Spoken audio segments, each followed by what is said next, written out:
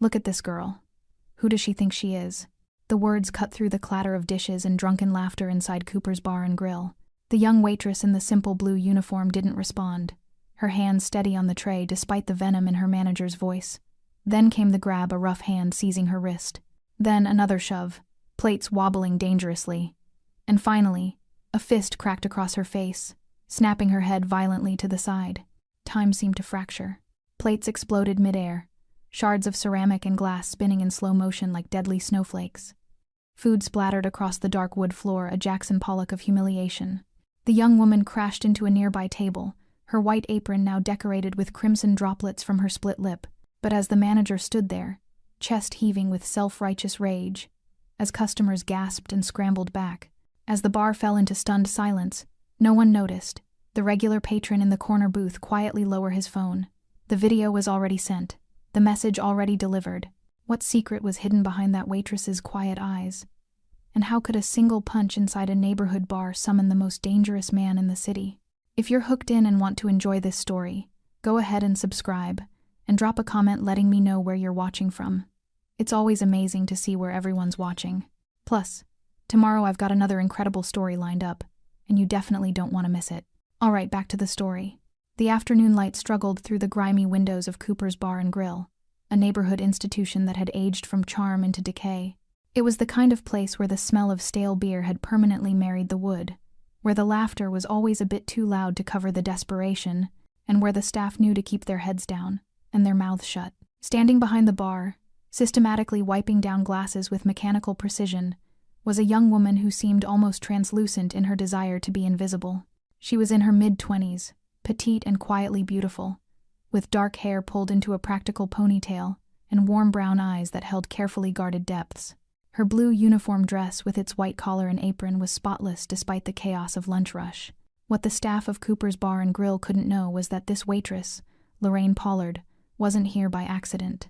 She had arrived 3 weeks prior, using her mother's maiden name on the application, erasing any connection to a surname that made grown men whisper and cross themselves. She was a woman on a mission to prove she could build something real on her own merit, stripped of inherited power and the shadow of a brother whose name alone could empty rooms.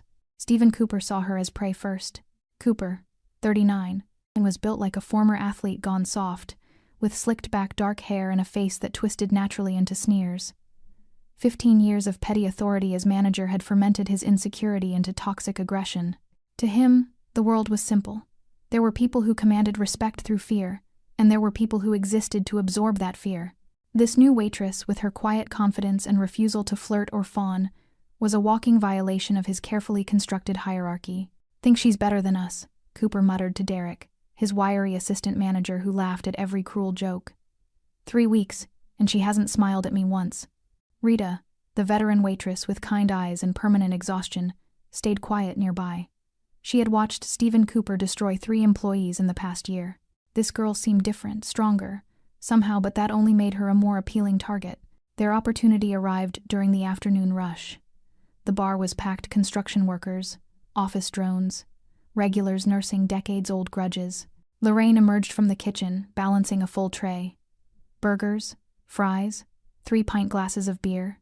The path to table 7 required navigating past Stephen, who stood deliberately in the narrow passage between the bar and the dining area. "Excuse me, Stephen," she said politely but firmly. He didn't move. His eyes held something ugly, the look of a man who'd been waiting for this exact moment. "You know what your problem is?" His voice was loud enough to draw attention. "You think you're special, but you're just another waitress who can't handle the pressure." Lorraine's jaw tightened, but she kept her voice steady. "I just need to get past." Stephen shifted his weight, deliberately jostling her arm. The tray tilted. She tried to compensate, but physics and malice conspired against her. The tray slipped, and that's when Stephen Cooper made the decision that would destroy his entire life. He grabbed her wrist hard enough to bruise and shoved her backward. "Clumsy bitch!" Then his fist flew. The punch connected with her cheekbone with a sickening crack. Her head snapped to the side, body following the momentum. The tray exploded, outward plates shattering, beer spraying in golden arcs, French fries scattering like pickup sticks. Lorraine's shoulder hit table 6, glasses toppling, customers shouting and scrambling back. She crumpled to the floor among the wreckage, one hand rising to her face, the other braced against the sticky floorboards. Blood welled from her split lip, tracking down her chin and spotting her white apron. The bar fell into shocked silence. Stephen stood over her, chest heaving, fists still clenched. That's what happens when you don't respect. But in the corner booth, old Tom, a regular everyone assumed was just another retired drunk, calmly placed his phone face down. His weathered hands were steady. His expression was grim. The text message had already been sent to a contact saved simply as N.P. You need to see this. Now. What Stephen Cooper didn't know was that the punch he threw didn't break his victim, but it destroyed his entire life instead. Lorraine Pollard learned about invisibility when she was 7 years old. It was the day her father was murdered, gunned down in their driveway while unloading groceries. She remembered the oranges rolling across the concrete, bright and innocent against the spreading pool of crimson. She remembered her mother's scream. And she remembered her older brother Nick, only 14 at the time, stepping in front of her with his arms spread wide, shielding her from the sight even as something fundamental died in his eyes. That was the day Nick stopped being a boy and became something else entirely. Their mother died 2 years later, a heart that simply gave up from carrying too much grief. At 16, Nick Pollard became both parent and protector to his 9-year-old sister. But protection in their world came with a price tag written in blood and power. Nick built an empire from the ashes of their parents' deaths. By 25, his name was whispered in backrooms and feared in boardrooms. The Pollard organization controlled everything that mattered in the city: imports, protection, enforcement. He was brilliant, ruthless, and utterly devoted to one thing above all else: keeping Lorraine safe. Too safe. Lorraine grew up in a gilded cage. Private schools where no one dared bully her, not after the first kid who tried disappeared from the roster the next day. His family suddenly relocated to another state. Birthday parties where children came because their parents were too terrified to decline the invitation. College where professors gave her grades she didn't earn, too afraid of what her last name meant. She never asked for any of it. She begged Nick to stop, to let her live normally. But every time, he would pull her close, kiss her forehead, and say the same thing. I already lost Mom and Dad. I will burn this entire city down before I lose you too. It was love. Suffocating, absolute, terrifying love. So, at 24, Lorraine made a decision. She would disappear not from Nick's life, but from his shadow. She withdrew her inheritance money, changed her last name to her mother's maiden name, Torres, and left the city. No bodyguards, no surveillance. Just a note that said, I need to know who I am without your name protecting me. I love you. Please let me do this. Nick didn't respond for 3 days. When he finally called, his voice was rough with emotion he rarely showed. You check in once a week. You keep your location services on. And if anyone hurts you.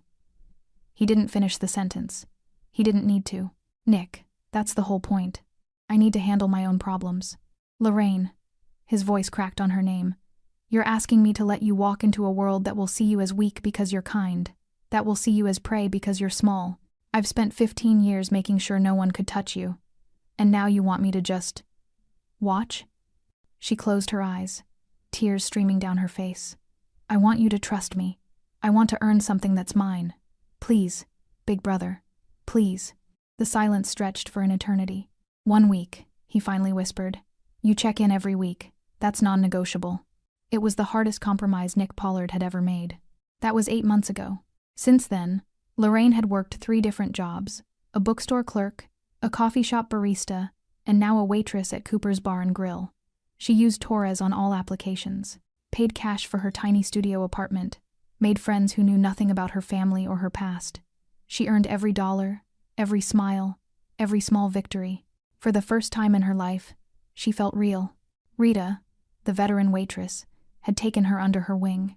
They'd share cigarettes on break. Lorraine never smoked, just held them for company, and Rita would tell stories about her 3 kids, her deadbeat ex-husband, her dreams of opening a small bakery someday. Rita treated her like an equal, complained to her, trusted her. It was the most valuable gift Lorraine had ever received. Even Stephen Cooper's hostility felt strangely validating. He hated her for who he thought she was, a competent woman who threatened his authority. Not for who her brother was. It was honest hatred, earned through her own merit. Old Tom, the regular in the corner booth, had become something of a guardian angel. He reminded her of her father, quiet, observant, kind. He always left generous tips, and once, when a drunk customer got handsy, Tom had stood up with such quiet authority that the man had simply walked away. What Lorraine didn't know was that Tom wasn't just a kind regular. He was one of Nick's most trusted men, assigned to watch her from a distance. Not to interfere, Nick had promised that, but to observe, to make sure she was safe, to be the failsafe Nick couldn't live without. Tom had sent 3 previous reports to Nick. She's doing well, independent, happy, no intervention needed. But the 4th message was different. As Lorraine lay on that floor, blood on her apron, humiliation burning hotter than the pain in her face, as Stephen Cooper stood over her with self-righteous fury, as the bar full of witnesses did nothing, old Tom pressed send on a video that would shatter the fragile peace Lorraine had fought so hard to build, because some things, some violations crossed a line that even promises couldn't hold back. And Nick Pollard was about to break every promise he'd ever made.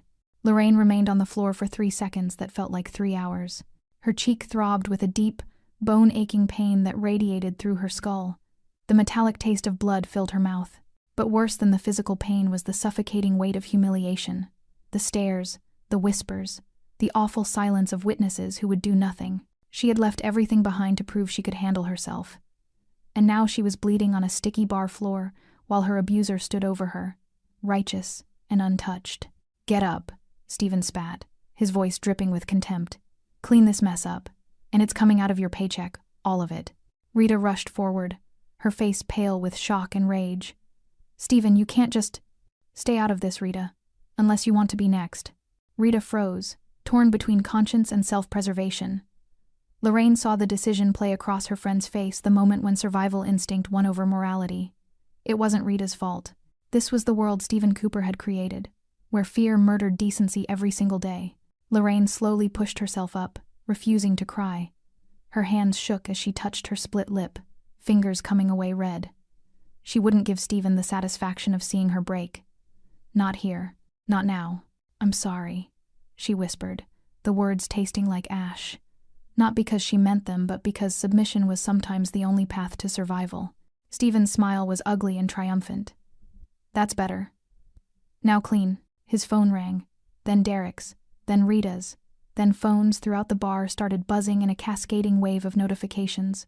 Stephen frowned, pulling out his phone. His expression shifted from confusion to irritation as he stared at the screen. Derek's face went white. One of the regulars at the bar started laughing, a shocked, disbelieving sound. "Holy shit," someone muttered. "It's already got 5,000 views." The video was everywhere. 3 miles away, in a penthouse office overlooking the city's glittering skyline, Nick Pollard's phone vibrated on his mahogany desk. He was in a meeting, 3 men in expensive suits discussing shipping routes and territorial agreements. These were discussions that shaped millions of dollars, that determined who lived and who disappeared. Nick listened with half his attention, his mind already on the next problem, the next threat, the next move in an endless chess game. Then his phone lit up, Tom's name on the screen. Tom never called during business hours, never sent messages unless it was critical. Nick felt something cold slide down his spine, instinct honed by years of surviving impossible odds. He held up one hand, silencing the room mid-sentence. 3 hardened criminals fell silent instantly, recognizing the shift in their boss's demeanor. Nick opened the message. Saw the video file. Pressed play. The world stopped. He watched his little sister, his Lorraine, his responsibility, his reason for building this bloody empire get shoved. Watched her struggle with the tray. Watched a man's fist connect with her face with sickening clarity. Watched her fall among shattering plates and spreading blood. The phone creaked in his grip. "Boss?" One of the men ventured carefully. Nick didn't respond. He watched the video again, and again. His face was perfectly still, a mask of terrifying calm that everyone in the room recognized as infinitely more dangerous than rage. He stood slowly, setting the phone down with deliberate precision. His movements were controlled, mechanical, as if he were a machine running calculations on exactly how much pain a human body could endure. "Where is this?" His voice was soft, deadly soft. One of his men, Marcus, his information specialist, quickly pulled out his own phone, fingers flying across the screen. "Cooper's Bar and Grill, 20 minutes from here. The owner is Stephen Cooper, 39, manager and partial owner. No priors, no connections to any organizations, nobody important." "He's important now," Nick said quietly.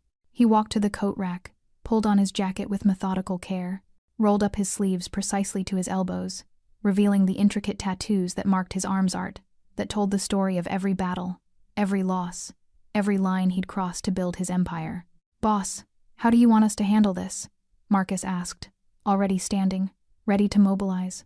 Nick turned, and the men in the room instinctively took a step back. His eyes held something beyond anger, something primal and absolute. This wasn't business. This was personal. This was family. "You don't handle anything," Nick said, his voice carrying the weight of a death sentence. "This one is mine." He paused at the door, hand on the frame. "But I want 3 cars. I want every exit covered. And I want information on Stephen Cooper family, debts, fears, everything he loves. I want to know how to unmake his entire existence. How long do we have?" Nick checked his watch, a platinum Rolex that cost more than most people's yearly salary. 20 minutes. That's how long Stephen Cooper has left as the man he thinks he is. He walked out without another word, his footsteps echoing in the suddenly silent office. Behind him, Marcus was already making calls. Within 60 seconds, the machinery of Nick Pollard's empire was mobilized, cars dispatched, men activated, information gathered. Stephen Cooper, standing in his bar, looking at his phone with growing unease as the video's view count climbed, had no idea that death had just been placed on his schedule. He had 15 minutes of his old life remaining, and he was wasting them smiling. The bar had settled into an uneasy rhythm after the punch. Lorraine cleaned the broken plates with trembling hands, her face already swelling. Rita hovered nearby, whispering apologies she couldn't voice louder. Stephen had retreated to his office, scrolling through the comments on the viral video with growing paranoia, watching his reputation crumble in real time, while Derek tried uselessly to reassure him. The afternoon crowd had thinned, some customers uncomfortable with what they'd witnessed, others staying precisely because of it, eager to gossip about the drama. Old Tom remained in his corner booth, nursing his whiskey with unusual intensity, his eyes fixed on the entrance. He was waiting. 14 minutes had passed since he sent the video. The door opened. At first, no one noticed. The sunlight spilled across the threshold, silhouetting a tall figure in the doorway. Then the figure stepped inside, and the temperature in the room seemed to drop 10 degrees. Nick Pollard moved like a predator entering familiar territory, slow, deliberate, utterly confident. He was 6'2", built lean and dangerous, wearing a perfectly tailored charcoal suit with the jacket unbuttoned. His white dress shirt was open at the collar, sleeves rolled precisely to his elbows, revealing forearms covered in intricate tattoos that seemed to writhe in the dim bar. Light dragons, skulls, names of the dead, promises written in ink and blood. His face was striking sharp cheekbones, a strong jaw shadowed with stubble, and eyes so dark they looked black in the low light. But it was the expression that made people's breath catch. No anger showed on his face. No fury. Just a terrifying, surgical calm. The look of a man who had already decided exactly how this would end. He didn't scan the room like someone searching. His eyes locked immediately onto one person. Lorraine, kneeling by table 6, picking up the last shards of broken ceramic with hands that had finally stopped shaking. The bar's ambient noise, conversations, laughter, the clink of glasses died in a spreading wave, like a stone dropped in still water. Customers turned, following the trajectory of that lethal gaze. Silence consumed the room with predatory efficiency. Lorraine felt the weight of that stare before she saw him. She looked up slowly, and her heart stopped. No. No. Nick stood 30 feet away, hands relaxed at his sides, but every line of his body screamed controlled violence. His eyes traveled from her face, taking in the split lip, the swelling cheek, the fingerprint bruises already forming on her wrist where Stephen had grabbed her down to the blood spots on her apron, then back to her eyes. She saw something break behind his expression, something that had been barely held together by promises and restraint. "Nick," she whispered, but the word came out broken, barely audible. He didn't respond, didn't acknowledge her plea. His attention shifted, scanning the room with predatory precision, cataloging exits, counting witnesses, identifying threats. This was a man who had walked into hostile territory 100 times and walked out covered in other people's blood. Old Tom caught Nick's eye and gave a small nod toward the back office, then held up 3 fingers. 3 people, manager and 2 others. Nick's jaw tightened, the only outward sign of the rage burning beneath his skin. He began walking toward Lorraine, his footsteps impossibly loud in the silence. Customers scrambled out of his path without conscious thought, bodies recognizing danger before minds could process it. A construction worker actually knocked over his beer in his haste to move his chair back. Rita saw him coming and instinctively stepped between Nick and Lorraine, some maternal instinct overriding self-preservation. "Sir, I don't know what you think." Nick looked at her. Just looked. And Rita's words died in her throat. She stepped aside, legs trembling, suddenly certain she'd just avoided something terrible. Nick knelt beside Lorraine with surprising gentleness, one hand reaching toward her injured face, stopping just short of touching. His fingers hovered near her swollen cheek, trembling with the effort of restraint. "Who?" The single word came out like gravel and broken glass. Lorraine shook her head frantically. "Nick, please, don't do this. I'm handling." "Who?" "Hurt. You." His voice was soft, almost tender. But everyone in the bar heard the promise buried underneath the guarantee of violence so absolute it would reshape reality itself. Tears finally spilled down Lorraine's cheeks. "You promised. You promised you'd let me do this on my own." Something flickered across Nick's face, pain, guilt, love twisted into something fierce and unbreakable. "I promised I'd let you live your life. I never promised I'd watch someone break you and do nothing." The office door burst open. Stephen Cooper stormed out, Derek trailing behind him, both men's faces flushed with false bravado built on ignorance. "Who the hell are you?" Stephen barked, striding forward with aggressive confidence. "You can't just walk into my bar and—" He stopped. Something in Nick's eyes, some fundamental recognition that he was staring at his own death, froze the words in his throat. Nick stood slowly, turning to face Stephen with movements that seemed to stretch time itself. He straightened to his full height, and somehow he seemed to fill the entire room. The predator had found his prey. And somewhere in the back of Stephen Cooper's mind, survival instinct began screaming. Stephen Cooper had built his entire adult life on the ability to intimidate. He was good at it. The aggressive stance, the raised voice, the willingness to escalate when others backed down. It worked on staff, on difficult customers, on anyone who valued their job or their safety more than their pride. But standing 15 feet from Nick Pollard, Stephen felt something he hadn't experienced in years. Genuine, primal fear. It lasted only a second before his ego reasserted itself. This was his bar, his territory. He was the one with power here. "I asked you a question," Stephen said, forcing aggression into his voice. "Who the hell are you, and what gives you the right to walk into my establishment and—" "Your establishment?" Nick's voice was quiet, conversational even. He took one step forward. "Is that what you call a place where you assault women half your size?" Stephen's face flushed red. "That's between me and my employee. It's none of your business." "None of my business." Nick repeated the words like he was tasting something rotten. Another step forward. "You put your hands on her. You hit her. In front of witnesses. In front of people who did nothing." His gaze swept the room, and several customers suddenly found their drinks fascinating. Derek, sensing his boss's authority crumbling, stepped forward with misplaced loyalty. "Look, man, I don't know who you think you are, but you need to leave before—" Nick didn't even look at him.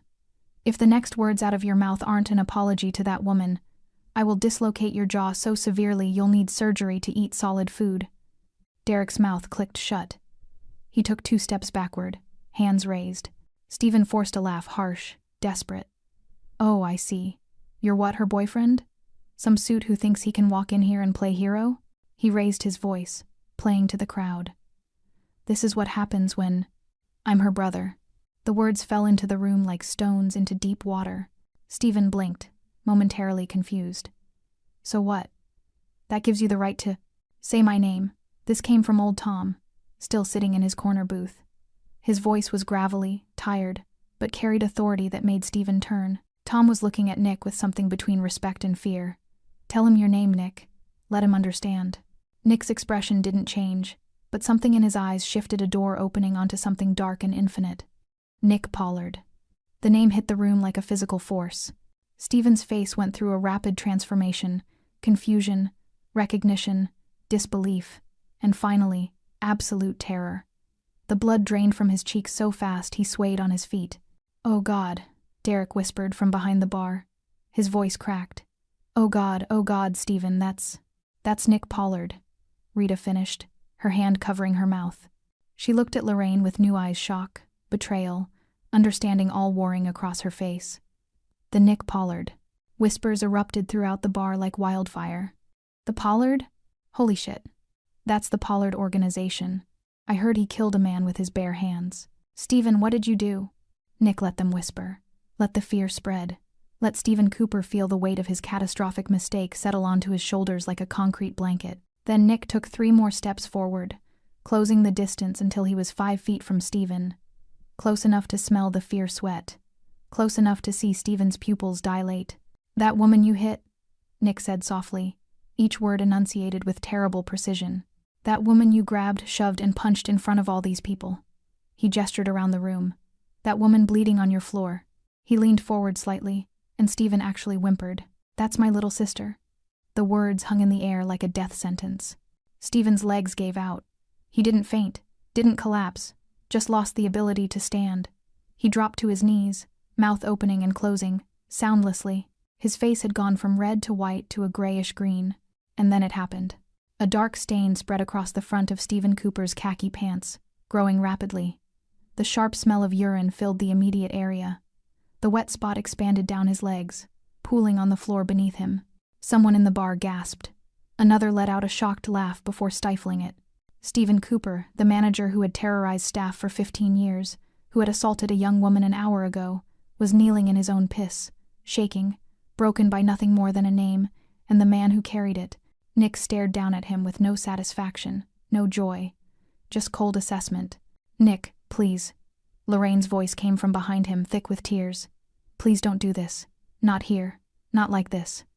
Nick didn't turn around, but his voice softened fractionally when he spoke. Lorraine, go outside. No. This isn't negotiable. Neither is this. She stood, wobbling slightly, and moved beside him. Her face was swollen, her lips still bleeding, but her voice was steady. I left to escape this, to escape being the person everyone fears because of what you do. If you hurt him, if you kill him, I'll never be anything but your sister. I'll never be Lorraine. Just Pollard's sister who got a man killed. Nick's jaw clenched. His hands, relaxed at his sides, slowly curled into fists. He hit you. I know. He hurt you. I know. Her voice cracked. But I'm asking you, begging you, let me handle this my way. The entire bar held its breath, watching a Mafia boss war with himself. For 10 seconds, Nick Pollard didn't move. His entire body was a coiled spring of violence, every muscle locked in place by willpower alone. He stared down at Stephen Cooper, trembling, soaked in his own urine, reduced from predator to prey in the span of minutes, and something ancient and furious demanded satisfaction. But Lorraine's hand touched his arm. Gentle, trusting. Please, she whispered. Let me keep my life. Nick closed his eyes, breathed in slowly through his nose, out through his mouth. When he opened his eyes again, the murderous edge had been filed down to something different, still dangerous, but controlled, redirected. He looked at Stephen with cold calculation. You want to handle this your way? He asked Lorraine, not taking his eyes off the manager. Yes, then I'll give you that. Nick's voice dropped to something quiet and terrible. But he doesn't get to walk away from this like nothing happened.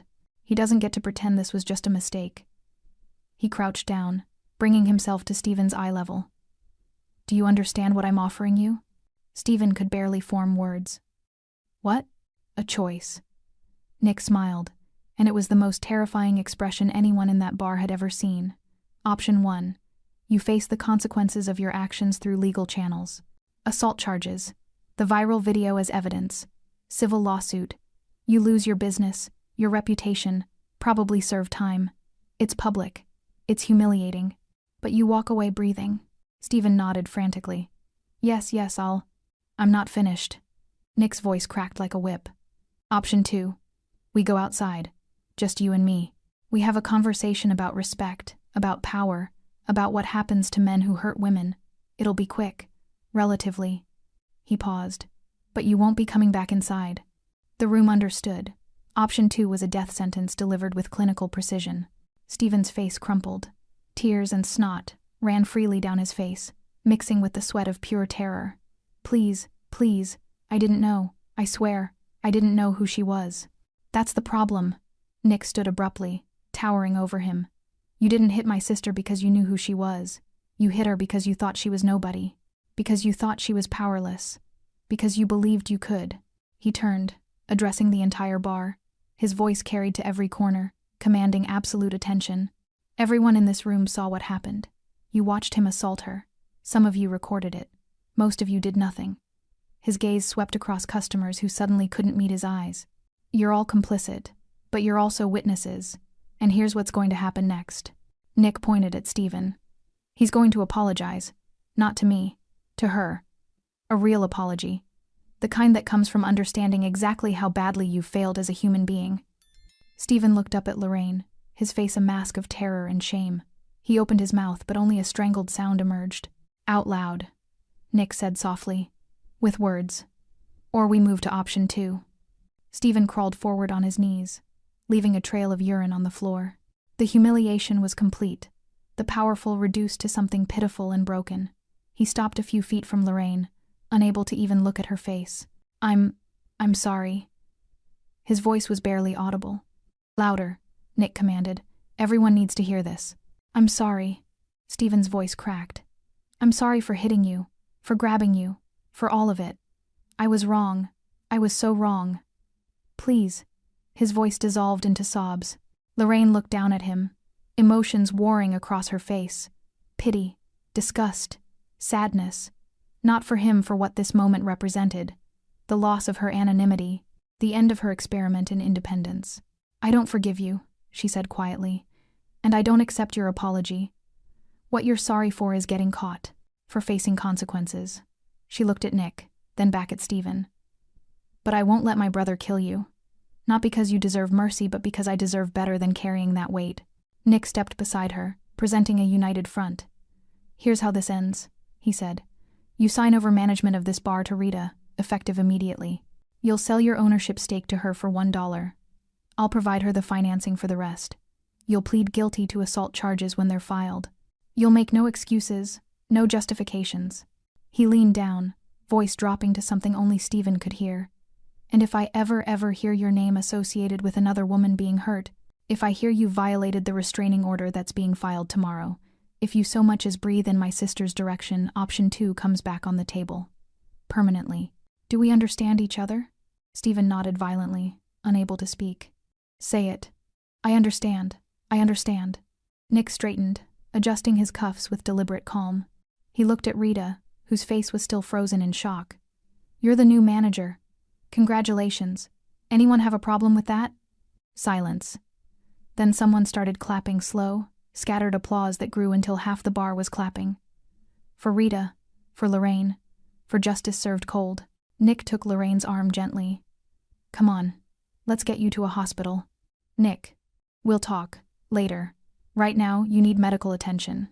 As they walked toward the door, Stephen remained on the floor, broken and weeping.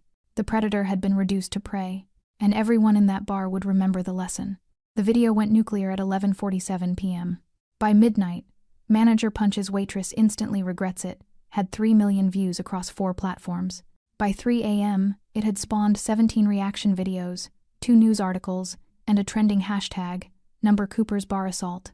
Lorraine sat in Nick's penthouse, an ice pack pressed to her swollen cheek, watching her phone explode with notifications. The hospital had confirmed no fractures, just severe bruising, a split lip requiring 2 stitches, and soft tissue damage that would heal in weeks. The physical wounds were temporary. The emotional ones were still being calculated. Nick stood by the floor-to-ceiling windows, silhouette dark against the city lights, silent and rigid. He'd barely spoken since they left the bar. His knuckles were white where they gripped his whiskey glass. It's everywhere, Lorraine said softly, scrolling through her phone. Twitter, TikTok, Reddit. Someone identified the bar. They've identified Stephen. She paused on one video, a commentary channel with 800,000 subscribers. The host was mid-rant.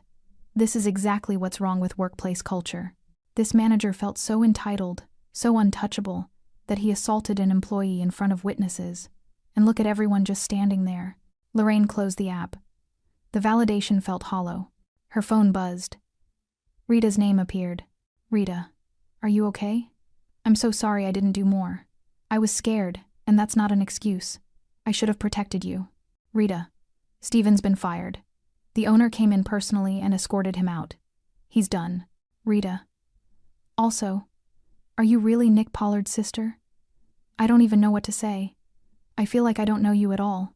Lorraine stared at the messages, throat tightening. This was what she'd feared the moment when people stopped seeing her and only saw the shadow she cast. "They're tearing him apart," she said aloud. Nick turned from the window. "Good. Nick. He hit you, Lorraine. He humiliated you in front of a room full of people. He made you bleed." His voice was controlled, but barely. "The world finding out what kind of man he is? That's not justice. That's just truth." By dawn, Stephen Cooper's life had been systematically dismantled by the internet's ruthless machinery. Someone leaked his employment history, 4 previous restaurants, 3 with harassment complaints that had been quietly settled. Women started coming forward with stories, inappropriate comments, aggressive behavior, retaliation against those who refused his advances. A former employee posted a video. "Stephen Cooper made my life hell for 6 months. He'd stand too close, touch my lower back, make comments about my body. When I reported it, I was fired for performance issues. I'm glad everyone finally sees who he really is." The video had 500,000 views in 2 hours. Local news picked up the story by 6 a.m. A reporter stood outside Cooper's Bar and Grill, now cordoned off with police tape, delivering a breathless report. The viral video has sparked conversations about workplace safety, power dynamics, and the pervasive culture of abuse many service workers face daily. Stephen's social media accounts, all set to public, were flooded with thousands of comments. "You're disgusting. Hope you rot in prison. This is what a coward looks like. Someone find out where he lives." That last one made Lorraine's stomach turn. This wasn't justice anymore. This was a digital mob, hungry for blood. By noon, Stephen had been officially charged with assault and battery. His mugshot appeared online, eyes red and swollen, face slack with defeat. The man who'd stood over her with such arrogant confidence 12 hours ago looked like a ghost.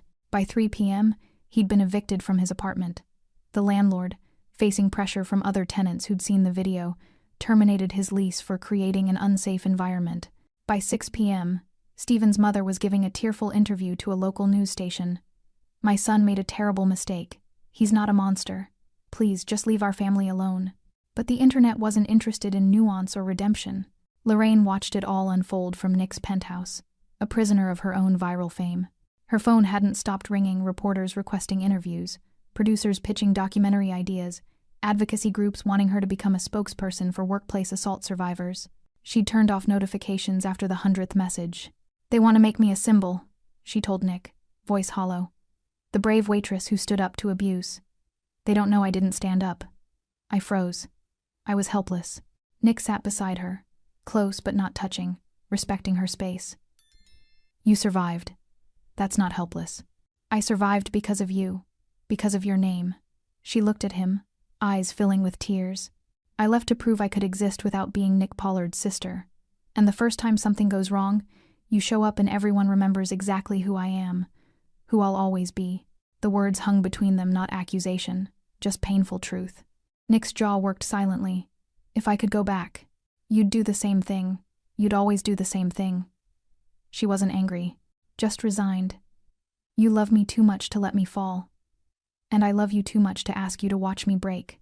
Outside, the city continued its relentless transformation of Stephen Cooper from person to cautionary tale, from abuser to destroyed. But inside that penthouse, 2 siblings sat in the ruins of a promise neither had been able to keep.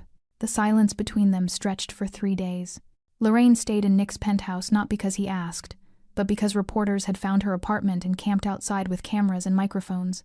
Her face was healing, the swelling reduced to a yellowish bruise that makeup could almost cover. The physical damage was fading. The rift between her and Nick was growing. He gave her space, something that clearly tortured him. She'd catch him standing in doorways, watching her with an expression of such profound pain it made her chest ache. But he never pushed, never demanded conversation, just hovered at the edges of her exile, a guardian she hadn't asked for but couldn't escape. On the 4th morning, Lorraine found him on the balcony at dawn. He stood at the railing, still wearing yesterday's clothes, a half-empty bottle of whiskey on the table beside him. He looked exhausted, not physically, but spiritually, like he was carrying weight that was finally breaking him. She stepped outside, the morning air cool against her skin. For a moment, neither spoke. "I ruined it, didn't I?" Nick's voice was rough, broken. "Your fresh start. Your chance to be someone other than my sister. I destroyed it in 5 minutes." Lorraine leaned against the railing beside him, staring out at the city waking below. You saved me. Same thing, apparently. Nick. No, let me. He turned to face her, and she was shocked to see tears in his eyes. Nick Pollard, the man who'd built an empire on fear and violence, was crying. I've spent 15 years trying to protect you. From everything. From the world that killed Mom and Dad. From people who'd use you to get to me. From anyone who'd see you as weak or vulnerable or less than you are. His voice cracked. But I never protected you from myself. From what I am. From the cage I built around you that I called love. Lorraine felt her own tears start. You did what you thought was right. I smothered you. The words came out like a confession torn from his soul. You were 9 years old when Mom died. 9. And I decided that I'd never let anything hurt you again. I built this empire with blood so you could go to good schools. I destroyed people who looked at you wrong so you could feel safe. I became a monster so you wouldn't have to be afraid. He laughed a broken, bitter sound. But the thing I never realized, the thing I was too stupid and arrogant to see, you weren't afraid of the world. You were afraid of never being more than my shadow. Lorraine wiped her eyes, but the tears kept coming. I know why you did it. I've always known. You were a child trying to protect another child, and you did the only thing you knew how. You became what the world demanded, something terrifying enough that nothing could touch us. She took his hand, scarred, calloused, stained with years of violence, and held it between both of hers. You gave me everything, Nick. Education, safety, a life without fear. But you never gave me the chance to fail, to struggle, to prove I could survive something on my own. And then Stephen Cooper happened, Nick said bitterly. And then Stephen Cooper happened, she echoed. And I did fail. I froze. I got hurt. And my big brother showed up and fixed it just like he always does. Nick pulled his hand away, turning back to the city. So what now? You go back to hating me? Resenting me? Running away every time I try to keep you safe? Is that what you think? Lorraine's voice sharpened. That I hate you? You should. Well, I don't. She grabbed his arm, forcing him to look at her. I love you. I've always loved you. You're my brother, my protector, the person who sacrificed everything so I could have a childhood after ours was stolen. But loving you and needing space from you, those aren't contradictory. Nick's face twisted with pain. I don't know how to love you without protecting you. Then learn. Her voice was firm but gentle. Because I'm not 9 anymore, Nick. I'm 25. And I need to know I can survive this world, not because you've eliminated every threat, but because I'm strong enough to handle what comes. Even if it means watching you get hurt? Even then. Nick closed his eyes, and when he opened them, something had shifted. Not surrender, transformation. After Mom died, do you know what I promised her? At her grave? Lorraine shook her head. I promised I'd give you the life she wanted for you. Normal, safe, happy. His voice was barely a whisper. I've spent 15 years keeping that promise. But maybe what Mom really wanted was for you to choose your own life. Not the one I built, the one you build. He looked at her directly, really looked at her. And she saw the boy he'd been 14 years old, terrified, and responsible for a 9-year-old sister in a world that had just murdered their parents. That boy had never healed. He'd just armored himself in violence and power. I'm sorry, Nick said, for suffocating you, for making you feel like you had to erase your own name to be free, for showing up at that bar and... His voice broke. For not being able to watch you bleed and do nothing. Lorraine threw her arms around him, and Nick collapsed into the embrace like a man who'd been holding himself together through pure willpower. His shoulders shook with silent sobs. 15 years of fear and love and guilt finally breaking through. I don't want you to do nothing, Lorraine whispered into his shoulder. I just want you to trust me to ask for help when I need it. To let me fall sometimes. To let me be imperfect and struggling and human. I don't know if I can. Then we'll figure it out together. Boundaries, communication, therapy probably. She pulled back, managing a weak smile. Lots of therapy. Nick laughed raw and genuine. I'm not good at boundaries. No kidding. They stood together in the morning light, the city sprawling below them, a city Nick controlled through fear, a city Lorraine wanted to navigate as herself. Can I ask you something? Lorraine said after a moment. Anything. When you walked into that bar, were you planning to kill him? Nick was quiet for a long time. Yes. What changed? You asked me not to. He met her eyes. You asked me to let you keep your life. And I realized that if I killed him, I'd be doing exactly what I've always done, deciding what's best for you without asking what you wanted, taking your choice away. He paused, jaw tightening. It was the hardest thing I've ever done. Harder than anything I've built, anyone I've faced. Standing in that bar, looking at your face, knowing he hurt you and choosing restraint, that went against every instinct I have. But you did it. I did it because you asked. Because your voice mattered more than my rage. He took her hands. I'm not good at this, Lorraine. At letting go. At trusting that the world won't destroy you the moment I'm not watching. But I'll try. For you, I'll try. Lorraine squeezed his hands. That's all I'm asking. The sun continued rising, painting the sky in shades of gold and pink. Somewhere below, Stephen Cooper was waking up in his mother's basement, his life in ruins. Somewhere, Rita was opening Cooper's bar under new management. Somewhere, the viral video was still spreading, still generating outrage and commentary. But on that balcony, two siblings who'd survived the impossible began the hard work of learning to love each other without suffocation, of finding the balance between protection and freedom, between family and independence. It wouldn't be easy.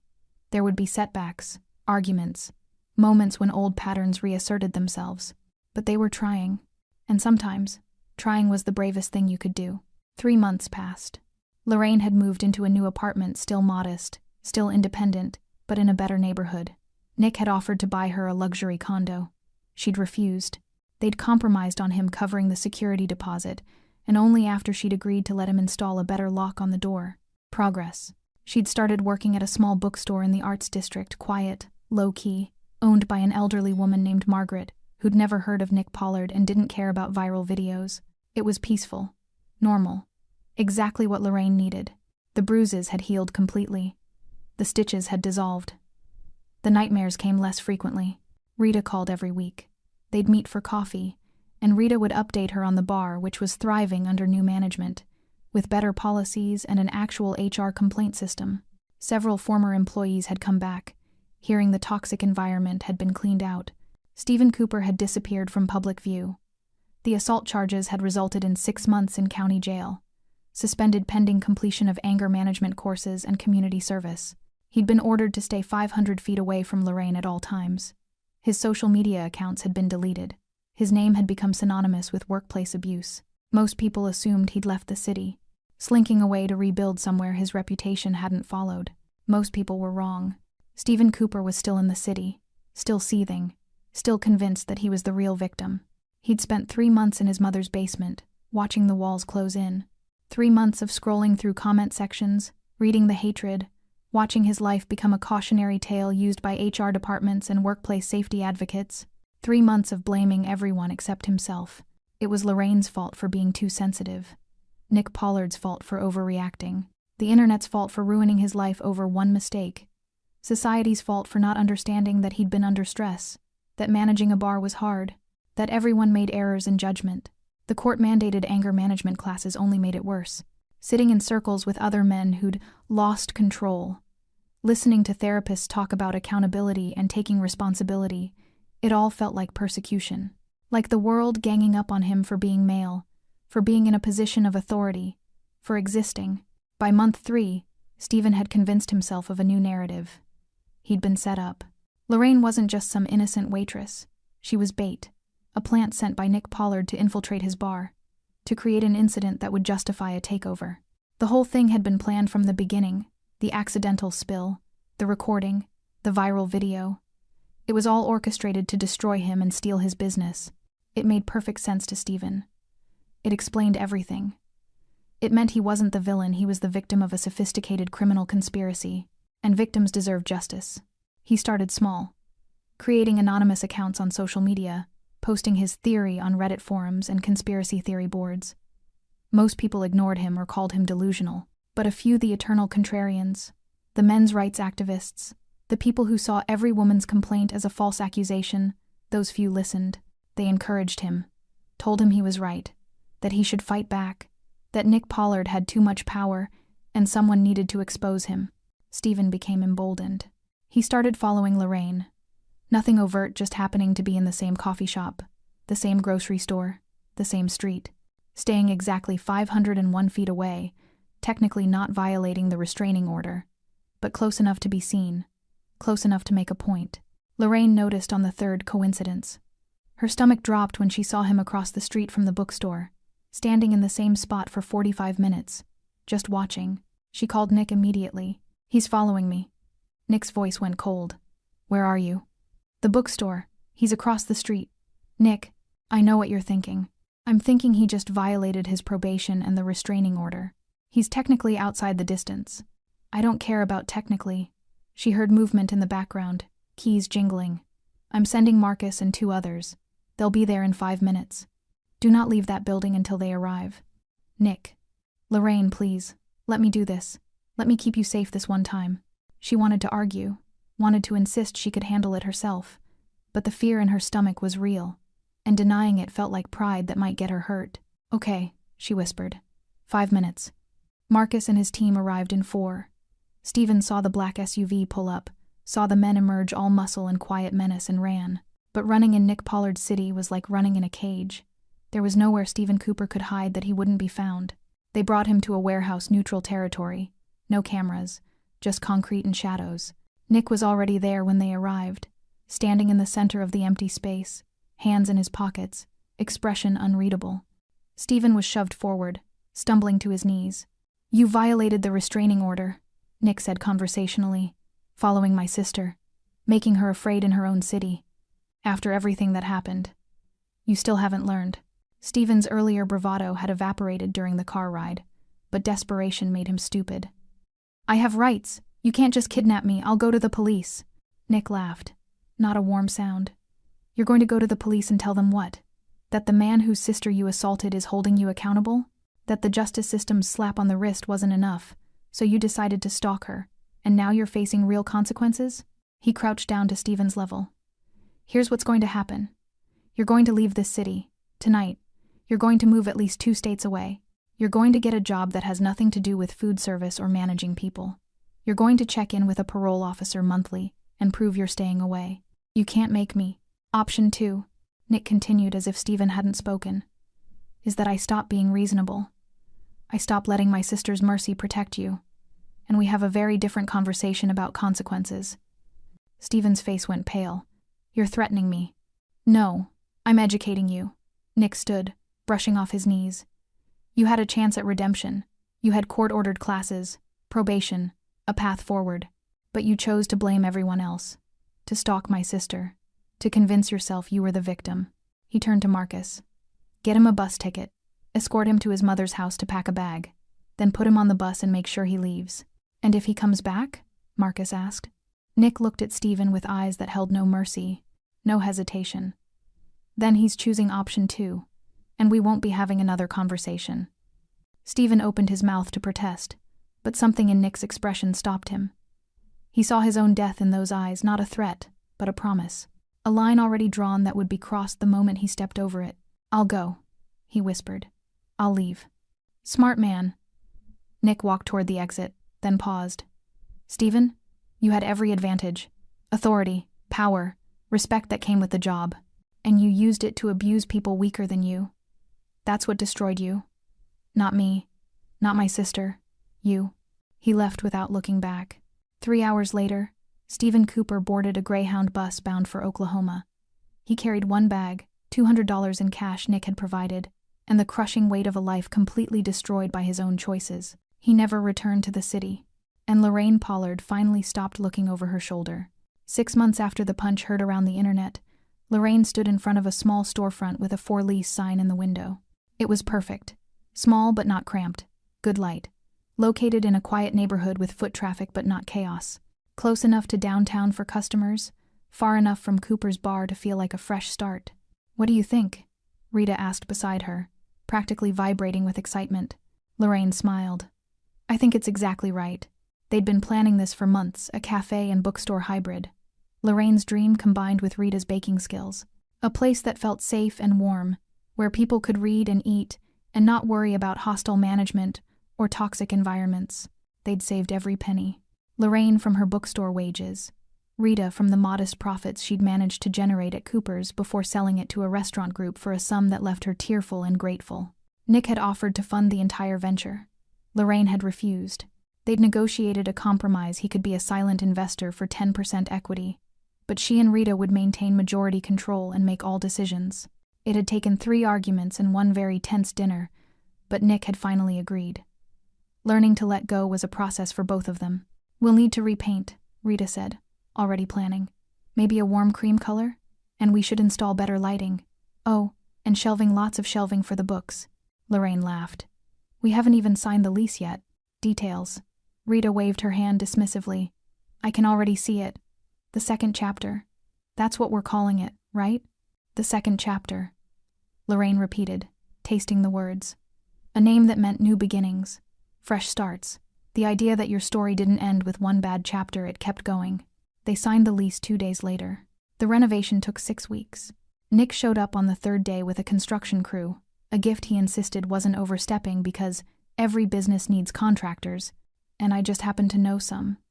Lorraine had rolled her eyes but accepted the help. The cafe opened on a Saturday in late spring. The line stretched down the block, partly from genuine interest, partly from people who recognized Lorraine from the viral video and wanted to support her. She'd worried about being recognized, about being reduced to that waitress from the video forever. But most customers just ordered coffee and pastries, complimented the space, and treated her like any other business owner. A few asked for selfies. She politely declined. This wasn't about her trauma becoming a brand, it was about building something real. Rita worked the counter with fierce joy, her smile genuine for the first time in years. 3 former Cooper's employees had applied to work with them, all women who'd left toxic situations, who understood what the 2nd chapter really meant. Nick came on opening day. He didn't announce himself, just slipped in during the mid-morning rush and sat in the back corner with a newspaper and black coffee. Lorraine spotted him after 20 minutes and brought over a fresh pastry. "You didn't have to come," she said softly. "Yes, I did." He smiled, a real smile, soft and proud. "You did this, Lorraine. Not me. Not my money or my name. You and Rita built this from nothing. You helped. I provided contractors. You provided the vision, the work, the courage to try again after someone tried to break you." He stood, pulling her into a brief hug. "I'm proud of you. Mom and Dad would be proud of you." Lorraine's eyes filled with tears. "Nick, I'm going to leave now. Let you enjoy this without your overprotective brother hovering." He paused at the door, looking back. "But I'll be back next week, just as a customer, if that's okay." "That's more than okay." He nodded and left, and Lorraine watched him go with a feeling she hadn't experienced in years, peaceful certainty that she was exactly where she belonged. The cafe thrived. Word spread about the quality of Rita's baking, about the carefully curated book selection, about the atmosphere of genuine warmth and safety. Within 3 months, they were profitable. Within 6, they were considering expanding hours. Stephen Cooper's name faded from the news cycle, replaced by newer scandals and viral moments. Occasionally someone would recognize the location from the video, but mostly people just saw a good cafe run by 2 women who cared about their work. Lorraine still had nightmares sometimes, still flinched at sudden movements, still carried the memory of that punch and the humiliation that followed. Trauma didn't evaporate just because justice was served, but she also carried new memories of building something from nothing, proving she could survive and thrive without her brother's shadow, of Rita's friendship and the customers who became regulars and the small moments of joy that accumulated into a life worth living. One evening, after closing, Lorraine sat alone in the cafe with a cup of tea and one of her favorite books. The space was quiet, just the hum of the refrigerator and the distant sounds of the city outside. Her phone buzzed.